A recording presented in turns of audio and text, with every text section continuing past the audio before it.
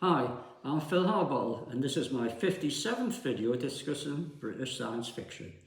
In my last video, I showed how I was inspired to create my own strip cartoons based on my listening to a BBC radio serial and the comics I'd read. In this video, I look at the effects on my creativity after listening to further radio serials featuring the Eagles' Dan Dare.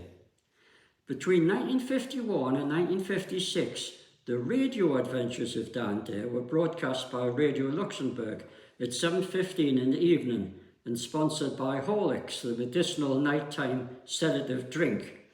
I almost became a Horlicks junkie myself, eating the delicious Horlicks out of the jar with a spoon instead of dissolving it as a bedtime hot drink. All the episodes were introduced by the legendary radio announcer Bob Danvers Walker. They began with the sounds of a spaceship taking off, with the voice of Bob sounding above the roar of the rockets. Spaceship away! A special musical theme called Radio Location had been composed for the show, slightly eerie and futuristic sounding. However, it was only used between changes in scenes or continuity gaps quite effectively. Here we see the Horlicks Spaceman's Handbook given to listeners who joined the Dan Dare Club by sending a 2-shilling postal order and a Horlicks label in. The feel of the show was directly modelled on the recently discontinued BBC radio serial Dick Barton's Special Agent, a feeling reinforced by the fact that Dan Dare was portrayed by former Barton actor Noel Johnson, and Digby was voiced by the same actor who portrayed Barton's Batman, Snowy White, John Sharp. The actress who played Professor Peabody, whom Dan always referred to on air as Jocelyn, was Anne Cullen.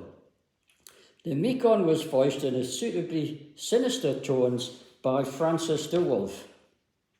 The other parts were played by actors who included Howard Marion Crawford, Ralph Richardson and Norman Shelley, a star of The Archers, whilst the strangulated tones of no less than Kenneth Williams himself provided the voices of Treens and assorted aliens. Like the actors, the scripts were never credited, but I would later deduce that the main writer was Geoffrey Webb. And the Horlicks book gave the clue to this, as we'll see there. Geoffrey Webb was the editor of the handbook, and I suspect of the radio series itself.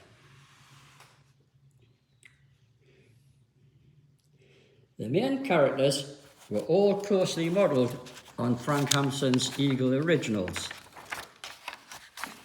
And the main characters were Dan Dare,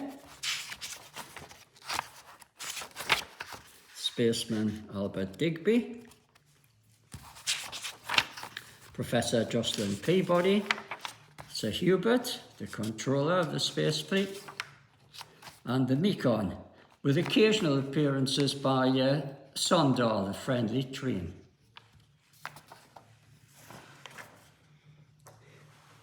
Innovations peculiar to the radio version were that Dan and Co were able to get about in their own electro carrier, which we'll see here. That is the electro carrier. This was a small vessel carried on Space Fleet ships for planetary investigation. Now, in addition to the Treens and Therons, several other races were encountered on Venus and Mars, which had a breathable atmosphere in the radio version. They were never described, but were apparently humanoid like the Therons, as on some occasions Dan and Co would change clothes and impersonate them. In later adventures, humanoids also turned up on some of the Jovian moons, but the Eagle's Saturnian system was never visited. Apart from the opening story, which was loosely based on Dan's first Venus adventure, and a variant of the third story, Marooned on Mercury, they were entirely original. As noted, the exciting atmosphere of the Dick Barton episodes with their cliffhanger endings was recreated in the Dan Dare serial. which leads me to conjecture that most of the uncredited scripts were very likely written, or at least editorial overseen, by Geoffrey Webb, as I've mentioned, the co-creator with Edward J. Mason of Dick Barton, and its replacement, The Archers. Only the producer of the show was credited in Radio Luxembourg's 208 programme Listings magazine, John Glyn Jones. Radio Luxembourg, broadcast from Europe on 208 metres medium wave, was very difficult to pick up on ordinary radio sets. The reception was awful. I had been unable to listen to it, but then, thanks to my household being linked to Rediffusion, with its improved radio reception, I was finally able to listen to the serial from September 1954, just in time to catch the start of a new serial. Enthralled, I made handwritten notes of its content every night.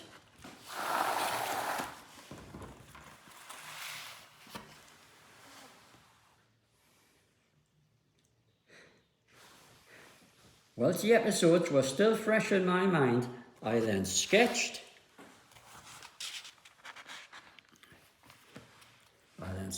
inked and coloured my own comic strip versions of the radio stories in large paper drawing paper books. Here we see the first serial, which I called The Guided Missile Menace. The Guided Missile Menace. My transcription was began on the 28th of September and completed on the 15th of December 1954. It ran to 32 pages and some 333 large panels. Now here we see the start of the story. Dan, Digby and Peabody are sent to investigate mysterious happenings on the moon. Lunar observatories, COSMET stations, are being destroyed by some mysterious force that reduces them to a heap of molten metal.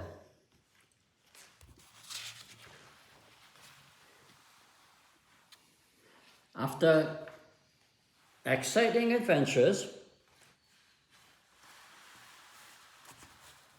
in due time,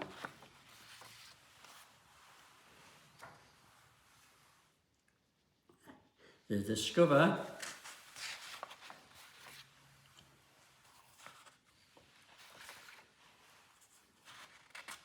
that what was behind these mysterious sabotages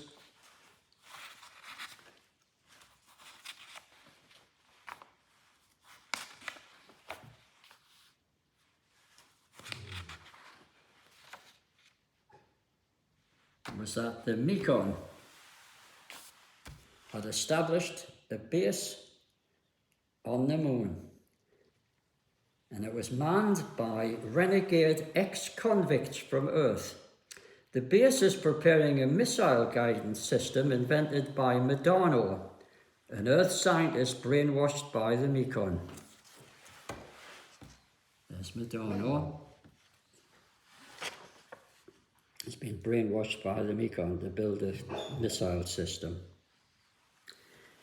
The Comet stations have been destroyed because they're automatic. There was Madano, sorry. That's the expression of what Madano was doing.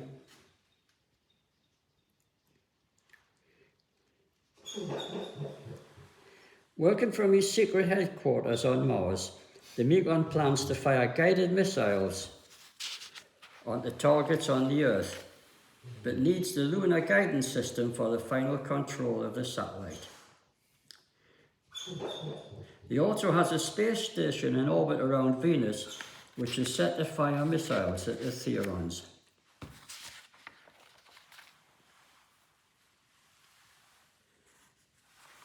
Dan and Co. rescue Madano, and after his brainwashing wears off,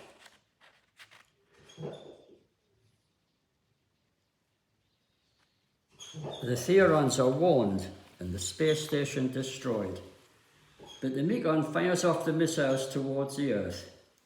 Dan and Co., who have followed the trail to Mars, chase after them in the spaceship and manage to overtake them.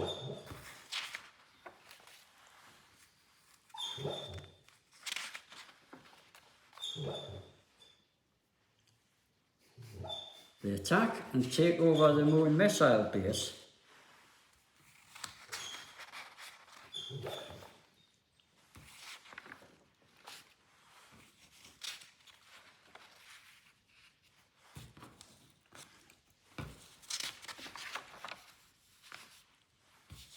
I'll skip over the complicated adventures, but you can see that I was transcribing all of the action that was in the radio serial.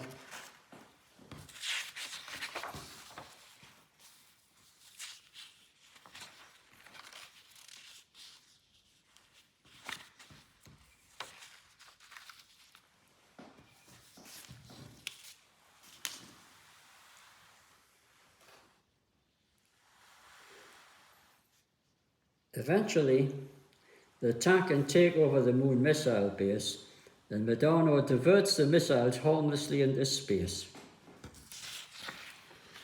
The Mekon, meanwhile, has made his escape, swearing to get revenge on Dan Dare. I immediately followed this story with the next adventure, which we see here.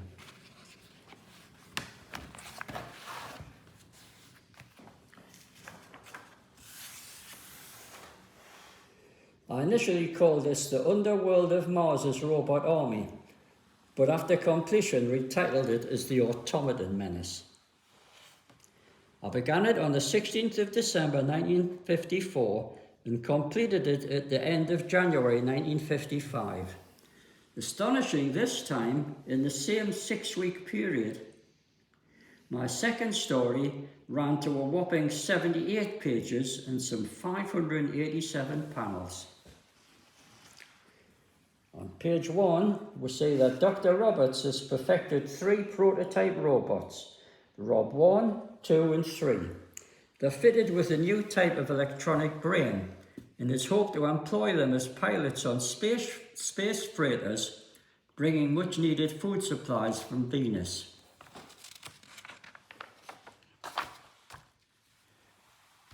However, Rob has been lost on a trial flight to Mars, and on investigating another ship flown by Rob 2 with Dr. Roberts aboard, this also has been forced into a crash landing.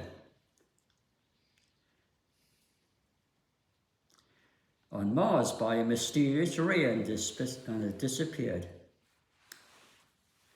Dan is asked to take Rob 3 and investigate their disappearance, when a radio message is suddenly received from Rob 2.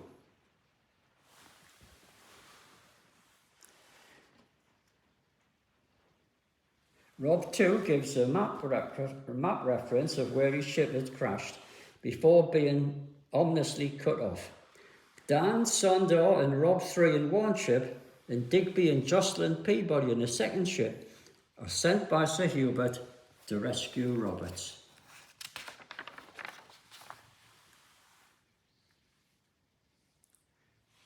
But after a series of accidents in space, you see there, the series of accidents in space,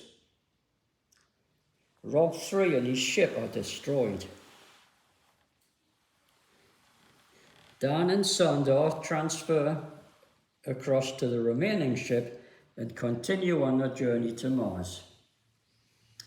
But after being forced down by the same ray, it isn't long before Dan and his crew are plunged into a series of astounding and complicated adventures.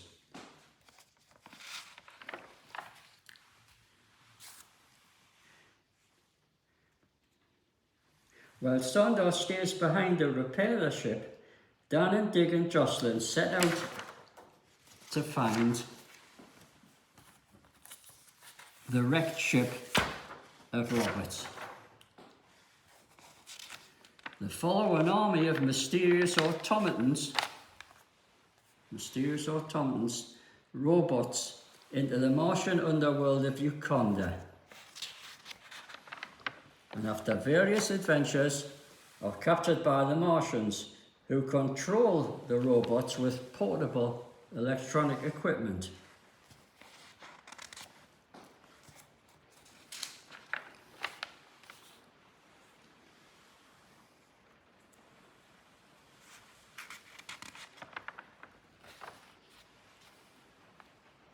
Here we learn that Dr. Roberts is still alive and a captive of Zinka, the leader of the underworld Martians. Zinka is torturing Roberts to give him the secret of his electronic brain.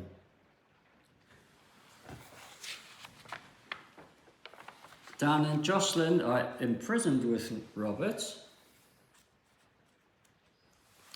And Roberts tells them that centuries earlier there'd been a war between the surface Martians and the other world of the Yukondans. The surface Martians had won and had then colonized the underworld. Their current despotic leader, Zinka, holds the Yukondans in thrall because of his army of robots known as automatons, which, however, require external guidance by a Martian controller with electronic equipment. If Zinka can learn the secret of Robert's more sophisticated robotic brain, he hopes to equip his army of automatons with it and conquer the Earth. Now, with Roberts, eventually Dan and co managed to escape to a submarine pen.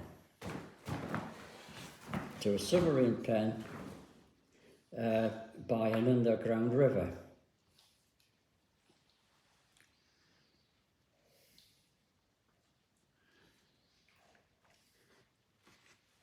They pick up Magos, let's see on that page.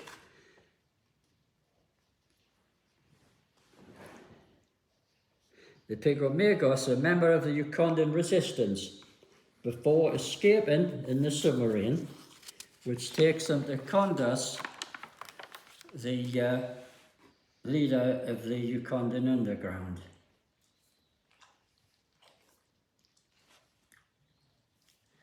Dan and his friends come through with battles with giant water snakes. See the water snakes. And various attempts by Zinka and his henchman Diurnal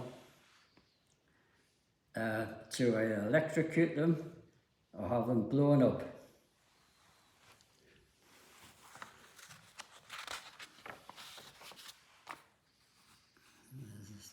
See the struggles.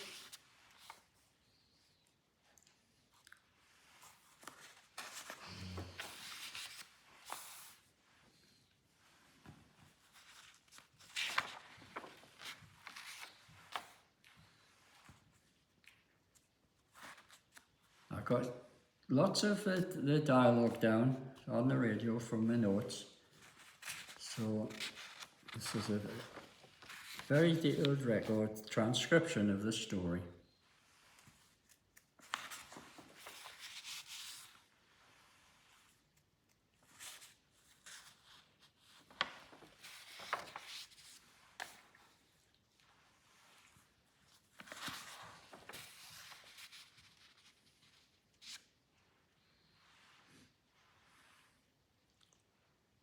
And how eventually they're reunited with Sondor, who they'd left behind earlier on, and he had avoided being captured by Zinka.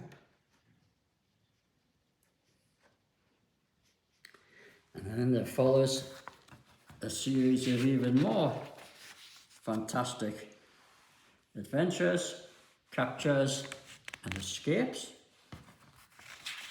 in the Dick Barton tradition.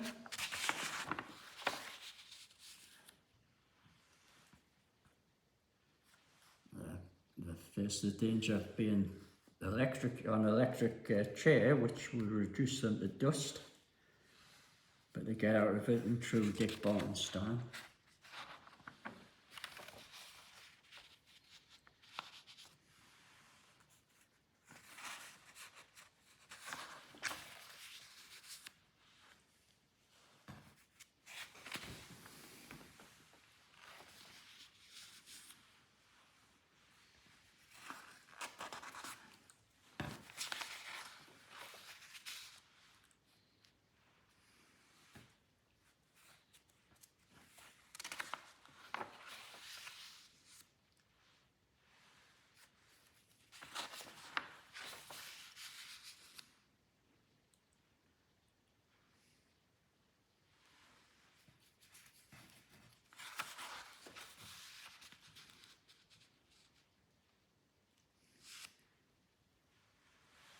Eventually, Dan and Co helped the Ugandan resistance leader Kondas to start a rebellion following the discovery of the lost city of Buka, lost underground city of Buka, which provides power and resistance power. Say the machinery is still working in the ancient city. Power and the resources for the rebels. And after more fantastic adventures,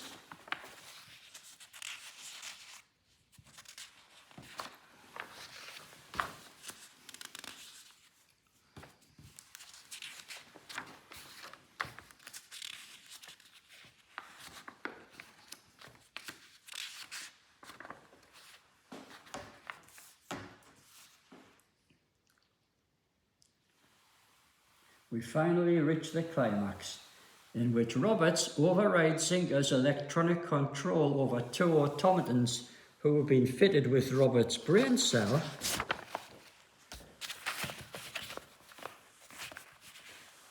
See there, the climax of the story.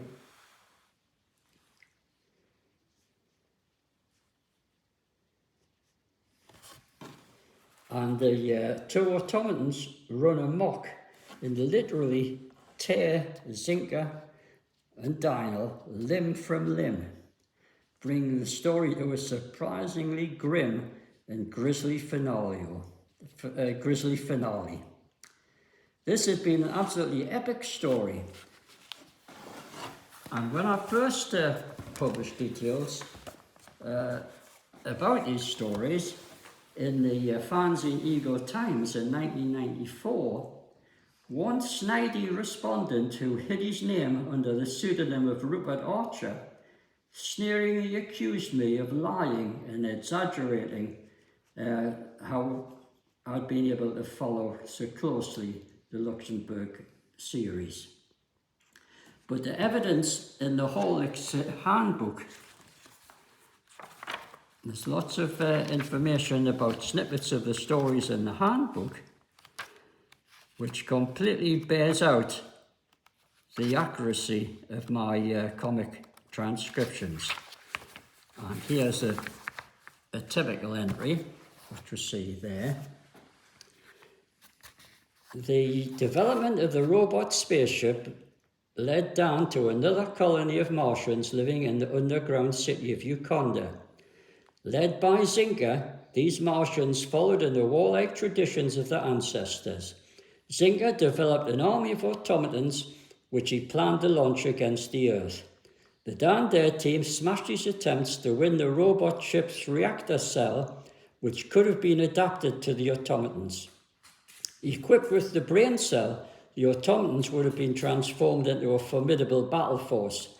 Under Dan's guidance, they destroyed their creator.